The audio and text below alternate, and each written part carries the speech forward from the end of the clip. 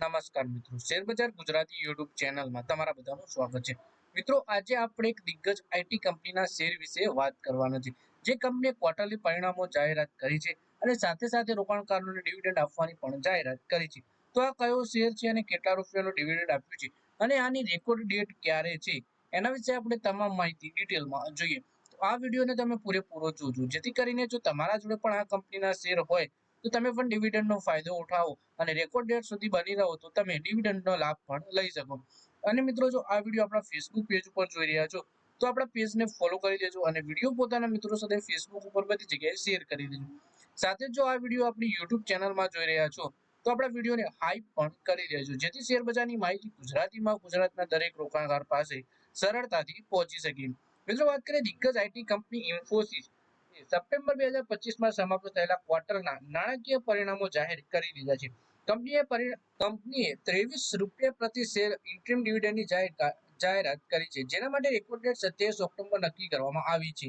આ પહેલા ઇન્ફોસિસ લિમિટેડે નાણાકીય વર્ષ 2024-25 માટે 22 રૂપિયા પ્રતિ શેરના ઇન્ટરિમ ડિવિડન્ડની જાહેરાત કરી હતી. આ ડિવિડન્ડ 17 એપ્રિલ 2025ના રોજ જાહેર કરવામાં આવ્યું હતું અને રેકોર્ડ ડેટ 30 મે 2025 નક્કી કરવામાં આવી હતી. ડિવિડન્ડની ચુકવણી 30 જૂન 2025ના રોજ કરવામાં આવી હતી.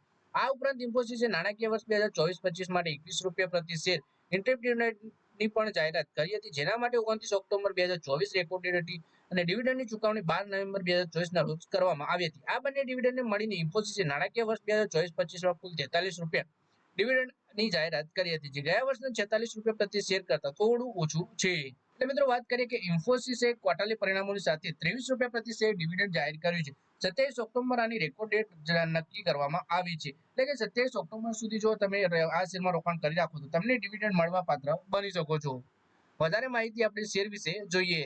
ક્વાર્ટરલી પરિણામો વિશે વાત કરીએ તો કંપનીએ જણાવ્યું કે સપ્ટેમ્બર 2025માં સમાપ્ત થયેલા ક્વાર્ટરમાં કંપનીનો નફો 7,365 કરોડ રૂપિયા પર પહોંચી ગયો, જે અગાઉના ક્વાર્ટરમાં 6,921 કરોડ રૂપિયા હતો. કંપનીની આવકની વાત કરીએ તો ક્વાર્ટર આધાર પર તે 42,279 કરોડ રૂપિયાથી વધી 44,490 કરોડ રૂપિયા રહી છે. કંપનીની ડોલર આવક વધી 507.6 કરોડ ડોલર પર પહોંચી ગઈ, જે અગાઉના ક્વાર્ટરમાં 494.1 કરોડ ડોલર હતી.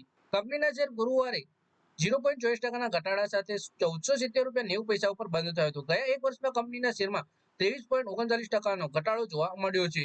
મિત્રો, આ વિડીયોમાં આપણે વાત કરી ઇન્ફોસિસના શેર વિશે, જેમાં કંપનીએ રોકાણકારોને 23 રૂપિયા પ્રતિ શેર ડિવિડન્ડ આપવાની જાહેરાત કરી છે. 27 ઓક્ટોબર આની રેકોર્ડ ડેટ રાખવામાં આવી છે અને કંપનીએ સાથે જ ક્વાર્ટરલી પરિણામો પણ જાહેર કર્યા છે. તો મિત્રો, આ વિડીયોમાં બસ આટલું જ. હવે મળીએ આવનારા વિડીયોમાં. ત્યાં સુધી વિડીયોમાં લાઈક કરો, કોમેન્ટ કરો અને વિડીયો પોતાના મિત્રો સાથે ફેસબુક, ઇન્સ્ટાગ્રામ, વોટ્સએપ બધી જગ્યાએ શેર કરો.